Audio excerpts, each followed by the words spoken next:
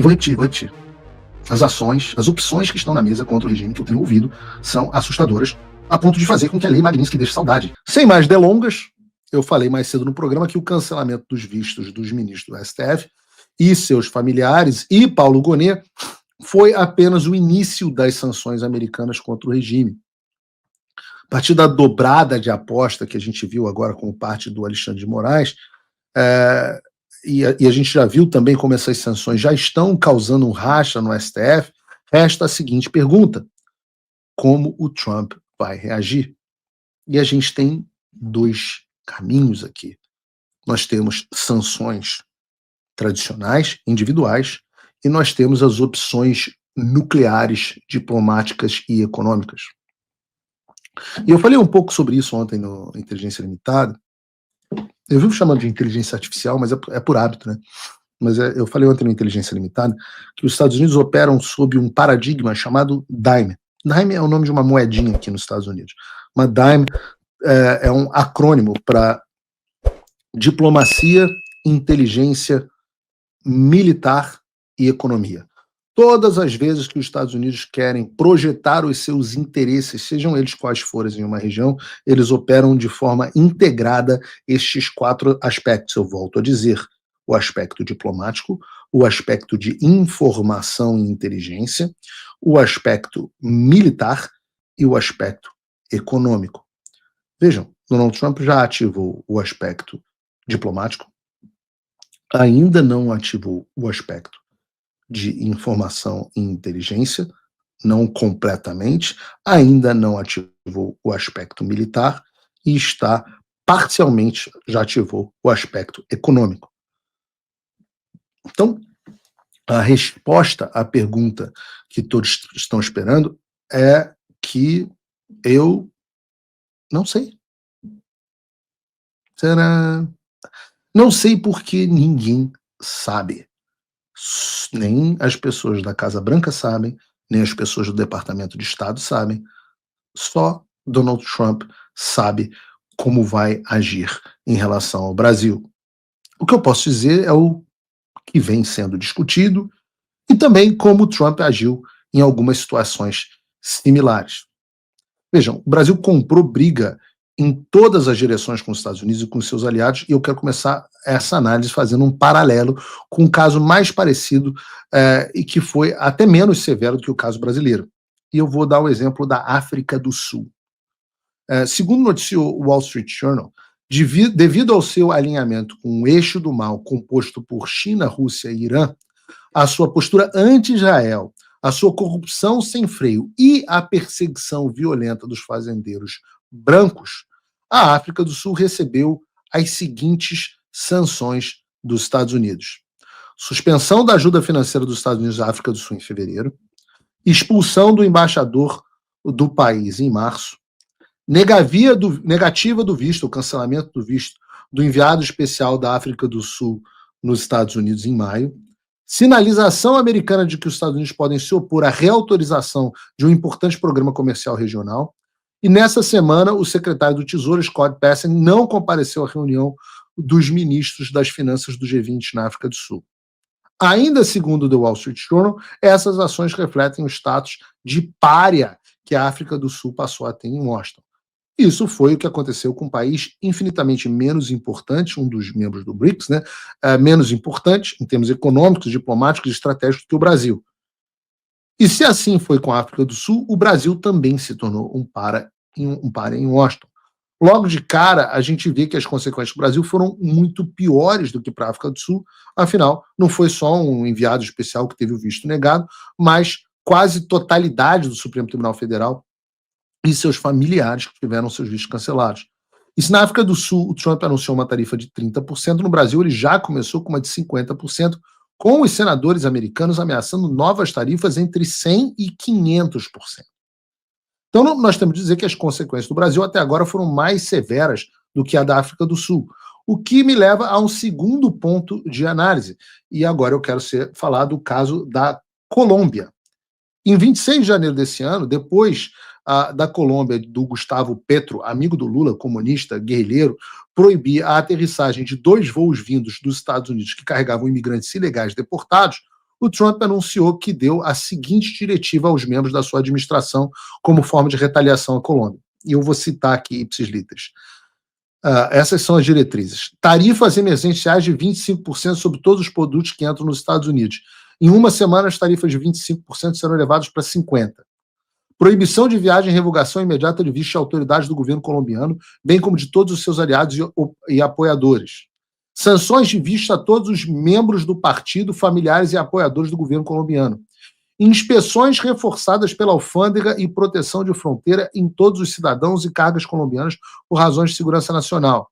Imposição total de sanções do IEPA, Lei de Poderes Econômicos e Emergência Internacional, sobre o Tesouro, o sistema bancário e o setor financeiro. Vejam, esse último é muito grave. Então, mas vejam, por causa de 2 aviõezinhos que não puderam pousar na Colômbia, o Trump ameaçou a imposição de todas as sanções que eu listei aqui agora. Agora, imagina você, se o Trump fez isso por causa de 2 aviões americanos, o que ele vai fazer com o regime ditatorial que está perseguindo cidadãos e empresas americanas e que basicamente rotulou os Estados Unidos como inimigo declarado. Se você for pegar a lista do Trump para o Petro, o Brasil já começou com um dobro de tarifa, 50%. E no Brasil começou em 50%, o Lindsey Graham, que é um importante senador aqui, diz que pode ir até 500%. A proibição de viagem e revogação imediata dos vistos da autoridade também já aconteceu. Aconteceu para o Supremo, aconteceu para a PGR.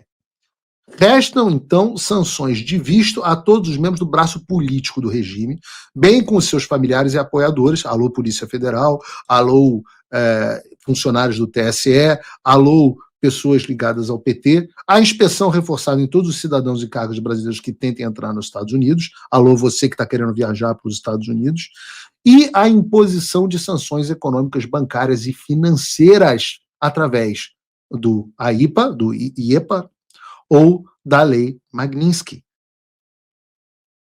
E eu volto a repetir aqui, essas foram as opções ventiladas por causa de 2 aviõezinhos. E o que eu tenho ouvido aqui nos Estados Unidos é assustador.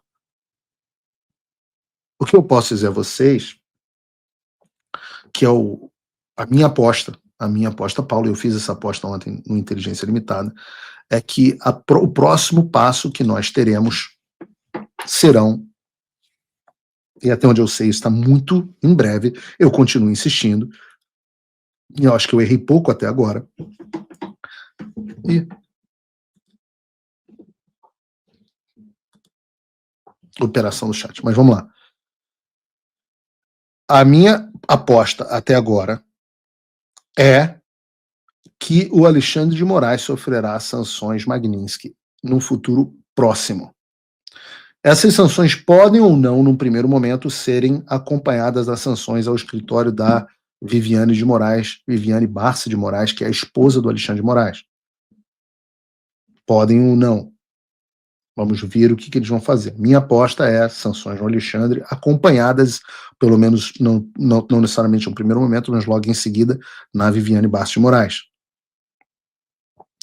A partir daí, vai se aguardar a resposta do regime brasileiro. O que nós sabemos sobre a resposta do regime brasileiro? Que o Alexandre vai dobrar a aposta e reagirá com truculência, mas ele está ficando sem opções, e que o Lula fará cagadas diplomáticas. Se isso continuar escalando, nós teremos gradualmente outros ministros sendo alvo de sanções Magnitsky. Paulo Gonet não é ministro, mas seria um ótimo candidato. Eu diria que logo em seguida viria o presidente da corte, o ministro Barroso. Eu diria que logo em seguida viria o decano da corte, Gilmar Mendes. Todos eles com os seus familiares. Mas vejam, eu falei sobre a doutrina Daim aqui. Então, essas ainda são ações no campo diplomático e econômico. Mas há muitas outras que podem ser feitas. Por exemplo, sanções aos bancos brasileiros, sanções relacionadas a pesquisas, sanções relacionadas a comércio, embargos a empresas brasileiras, restrições do Brasil a determinadas linhas de crédito internacional, restrições do Brasil a determinados privilégios do sistema financeiro internacional.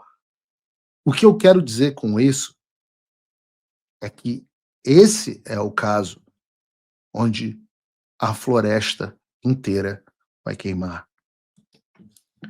Então eu digo a vocês, com dor no coração, que nós estamos em um ponto de decisão para o país.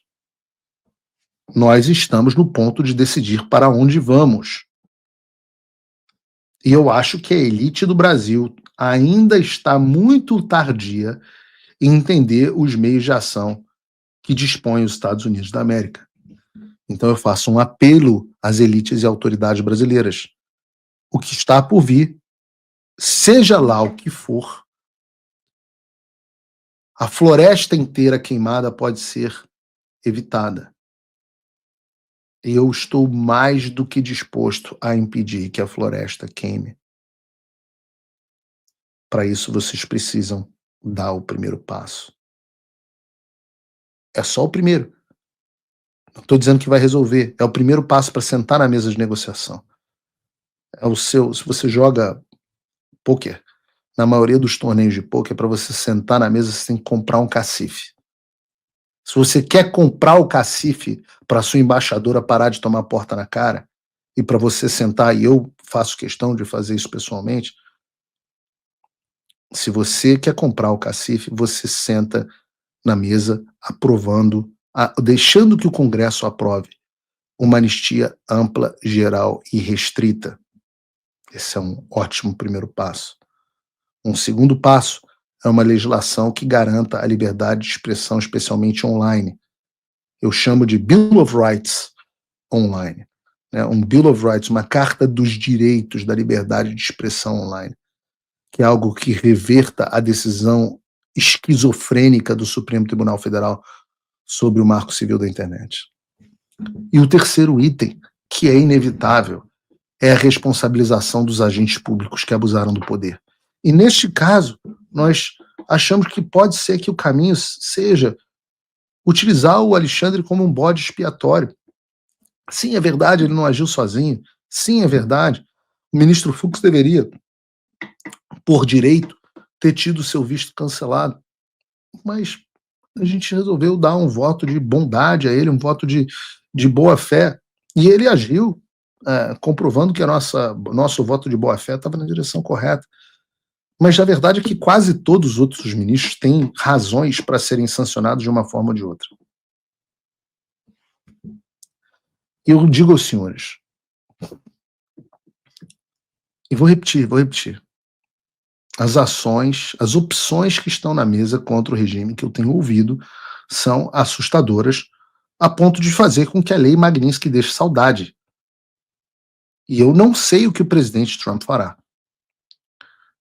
Vejam, falaram para mim, Paulo, esse negócio do GPS que está circulando é verdade? Eu falo assim, olha, eu nunca ouvi essa questão do GPS, mas o que eu ouvi, e eu vou dar aspas aqui de uma pessoa da Casa Branca, at this point, all the options are on the table. Que significa, a esta altura, todas as opções estão na mesa. Se você, como eu, está dormindo mais tranquilo agora que o Trump voltou à presidência, ótimo. Mas e o Brasil? Nosso país continua no buraco. A volta do Trump nos dá esperança, mas as coisas não vão se resolver sozinhas. Vai ser preciso muito trabalho, meu e seu. E não adianta xingar muito nas redes sociais achando que isso resolve alguma coisa. Não tem salvador da pátria, não tem um político que vai resolver por você. A responsabilidade é sua. Eu larguei tudo para me dedicar a isso. E você? Como você pode ajudar sem abandonar as suas obrigações? Simples. Apoie quem está na linha de frente. Sem isso, esse trabalho simplesmente não continua. Acesse www.paulofigueiredoshow.com/apoie e com a partir de $5 por mês, garanta que isso siga em frente. Se puder ir além, torne-se meu patrono Gold e participe do meu grupo privado e ajude a definir as minhas próximas pautas. A diferença entre vencer e perder está na ação. Durma tranquilo, sabendo que você fez a sua parte.